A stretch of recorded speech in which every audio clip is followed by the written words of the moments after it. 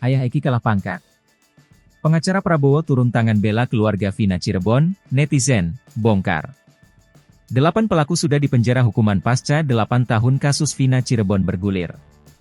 Namun 3 pelaku lainnya masih buron, diantaranya disebut bernama Egy.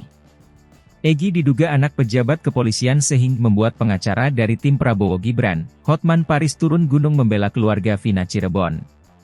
Mendampingi orang tua almarhum Vina, yakni Wasnadi, 55, dan Sukaesi, 49, serta kakaknya Marliana, 33, Jumat, 17 Mei 2024.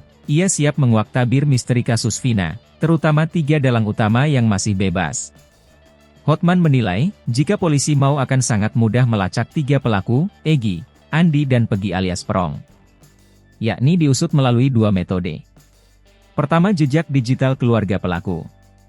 Sebab, kebiasaan orang Indonesia dalam sebuah kasus DPO pada umumnya si pelaku kerap menghubungi keluarga. Maka lacak digital, periksa keluarga dan ponsel mereka. Lalu yang kedua, lacak dan periksa kembali 8 tersangka dan keluarga mereka. Sebab Hotman heran polisi seolah tidak tahu alamat para pelaku. Padahal bisa dilacak, sebab ia meyakini, pihak keluarga pelaku dari 3 DPO ini, pasti merawat 8 orang ini agar tidak banyak bicara.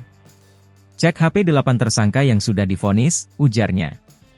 Hotman mengingatkan kasus Mario Dandi, yang melakukan pidana, namun bapaknya yang diperiksa dan ikut diusut. Maka berpesan, posisi harus memanggil kembali keluarga para DPO yakni Egy CS. Sementara ayah Eki, Ibtu Rudiana meminta masyarakat jangan berasumsi hal lain, sebab membuat dia dan keluarga lebih sakit lagi.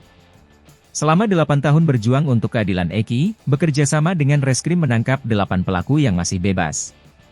Maka ia mohon seluruh Indonesia mendoakan anak saya supaya tenang, 3 pelaku ditangkap. Menanggapi ini, Direktur Reserse Kriminal Umum Polda Jabar, Kombes Surawan berjanji mengusut kasus hingga tuntas. Namun ia mengungkap 8 pelaku memang mencabut BAP mereka sendiri saat itu.